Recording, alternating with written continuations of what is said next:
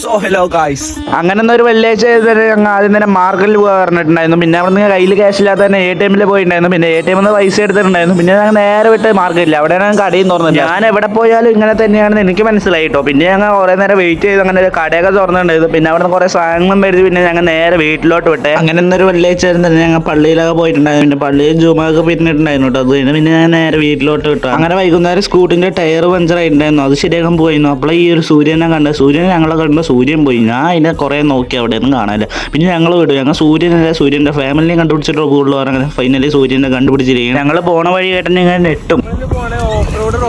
വെറുതെ പറഞ്ഞതൊന്നുമല്ല കേട്ടോ. ഇതാ കണ്ടോ, ഓഫ് റോഡ് കണ്ടോ? ഇതാണ് ഞങ്ങളുടെ ഓഫ് റോഡ് റോഡ്.